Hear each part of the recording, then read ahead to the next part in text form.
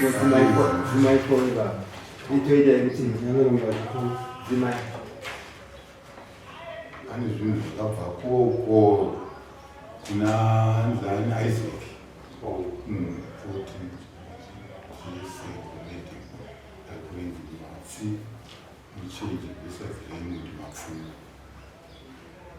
I don't want to associate with Raymond. We are not related. Atina kukama afanire Kurohwa ema brothers angu ticharohwa kana vana mai vati tiarohwe chiitiko chiri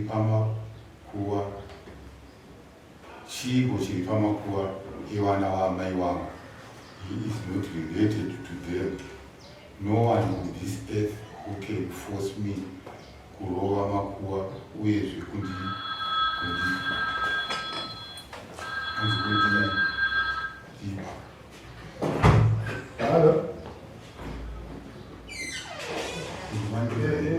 wene ukama naye kana kubatana naye. He promised to murder me. He teamed up with the late Munyaradzi.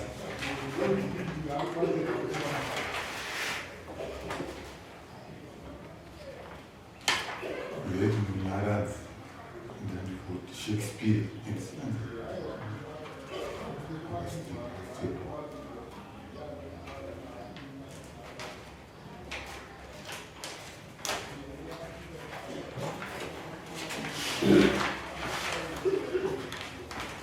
and up with the election then for the Shakespeare and the Raymond Mapfumu wakanibata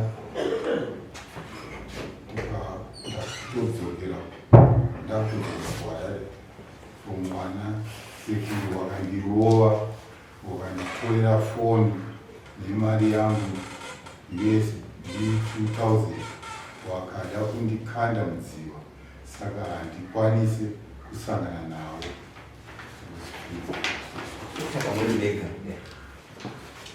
Saka tine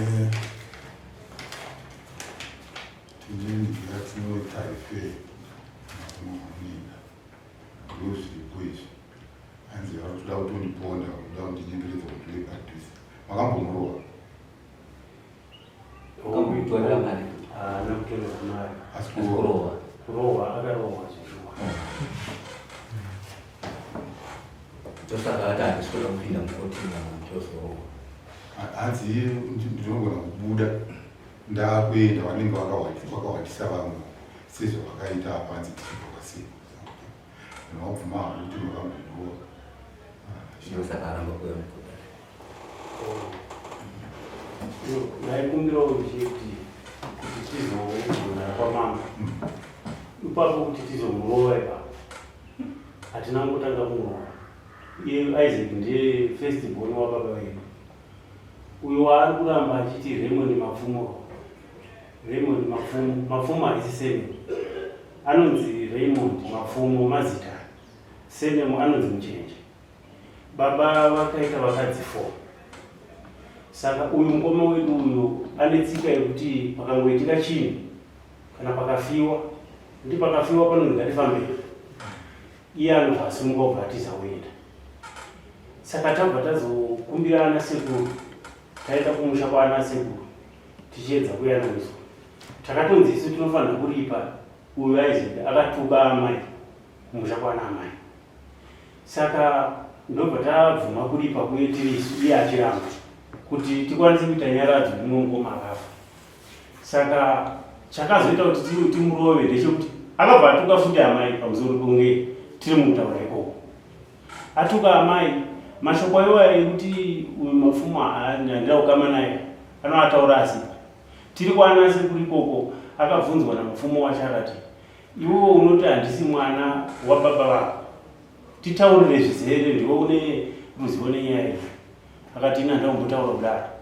Ini chandinoziva ndechekuti wakaberekwa ndichiona uri munin'ina wangu Raymond.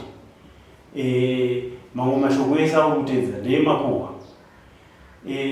Tabva ipapo tikati ngatichienda ana sekuru tokumbirawo tiende tinotaura nyaya yemufemiri medu sezvo tiri panapa tatapedza tochinopedzisira ndaakwedu kwaMuchenje. taamunzira mwemwe akatanga kutiza kuti apinde mumotikari airamba.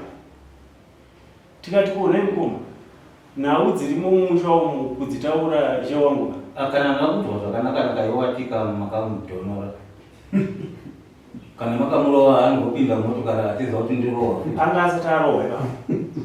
Tati kutotaurira tatokumbirana kuti ngatichiendai kumusha tinotaurirana nyaya dzekuti tiite zvinoda kuitwa mumusha. Ndo paakatanga nharo dzekutiza kuramba kupinda mota. nhasi mauya kwamambo zvino kwamambo haana kuuya nezvikonzero zvaakasiya munhu kuti titarisane. Ndikangotongwa muno ndinogarirwa pagedhi apa tobva tasondwa tikati asi makambomurowa mukati hehe kurowa takamurowa iyo mukamurowa akarohwa nevanhu vaviri vakatora mazita aisa pane vanhu 2 vakamurowa. asi mese makarohwa nyange henyu makanga musina kuti dhodho asi imi mase makanga mune pfungwa yekuti tiri kumurowa nhasi. Aiwa uyu mukoma uyu Raymond akatozogumbuka nematukirwo anga amitwa ndiye akarova munhu arova munhu isi vamwe vanga vakutobata vakutoti aiwa ngati saka kubva ipapo abva atiza kuzama kuda kufonera kana iye sheki uyu akafona ari kunzi munyaradzi akatofa kuti manje haana kutetiwaatidelete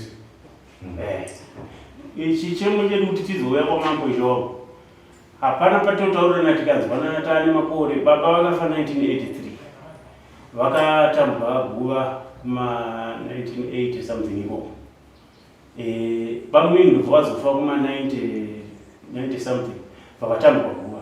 Asi mumashure mapamunini kwaane vanhu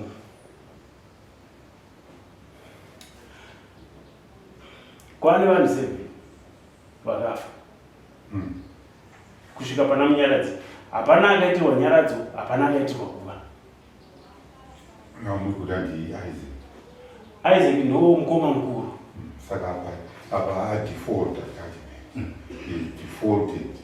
Saka otherwise mabani kutonga kuti who is next we are asked but the next anotungamirira. Kana achi next achitungamirira tinozvigamuchira nekuti next ndiye uyu Raymond Mafumo. Because you know in Zimbabwe hapana freedom of worship. Chokwadi. Munhu zvake anopinda muchechi inonzi hatirovechi makuwa. Chokwadi. Isi hatitaura kuti ndo kuna asi pamwe ndo belief ainayo kuno kwamambo hazvirambi hafoseredwe because mukuru ndimwari. Vanhu vanotedza mwari vanonzi musave makuwa munenge makutedza kuti asi culture yedu inoti zvedu chinorova chimakuwa. Asi mumwe kana atendeukira kunonzi belief yo religion kuti iye freedom of worship don't force. Asi izvozvo hazvirambidzi kuti munhu uyu nekuti nhingi akuenda kuchechi haticharowa makuwa vasingaende kuchechi vanorowa. Ipapo ndo chatatawira kuno mambo ichawana ndechekuti uyu mukoma wedu mukuru sekupesana iko kwaanoita nesu ndokwaagara achiita. Saka tine nzira yekukumbira kuti kana aramba chokwadi atimumanyidze, asi takukumbirawo mvumo yekuti nemukoma mukuru anotedzana naiye tigone kurova hedu makuva mumusha ndemedu. Torova makuva kana iye asingazvikwanisi asingapinde mazviri vanenge vasingauyewo, asi chatiri kukumbira izvo kuti makuva arohwe. makuwa kana makuwa kuchirohwa guva kumugweiwa kuno kwamambo unongotaurira sabu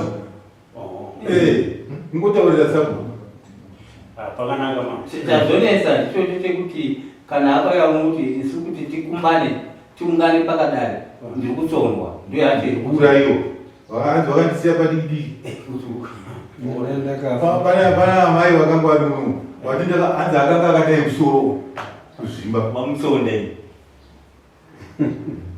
pachokwadi icho wangu nhau dai mangu kuti inguva ndakangoedza kurondedzera mamiriro nezvekuitika mumusha nezvazviri zvasvika pakuti makuva arohwe nyaradzo hadziitwe. Wana vese vasikana vapera kuita mahuri. Nhau dzacho tiri kudziziva tichidziziva kutoedza kuuya kuno kwamambo kuda kuti tingawane sei nzira yekuti tikurukure nemumwe wedu pasina hatisi kuda kurwisana naye. Chatiri kuda ndekuti tigadzirise dambudziko remumusha vanhu tikwanise kurarama zvakanaka. Patakonwa kana patakakonwa ndikuti wasubvuma kuti makamuroora iye kuti tizogarisana because hatisi kuti uteteere zvakuwega. Iye anenge akagara iwe uchitaura iye achitaura ndokuti tione nyaya togadzirisa sei nyaya. Zvino iyi chikonzero chake chekutsonga iwe bva wabvuma kuti izvi iye achibva ati kuti tikasangana tichingobva munomuka ndirikupondwa. Saka mambo anenge atolegaliza kuti munhu ngapondwa. For security yake ndakuti nyaya ichirega kutswa munhu itoenda kune vanobva waona nyaya kuti ndiani atsonda munhu and inonge yakunenge but sechikumbiro chaita mambo the next king zvinhu zvirimusha zvifambe chamunongoenda kunounza sabo kuti ugadzirwa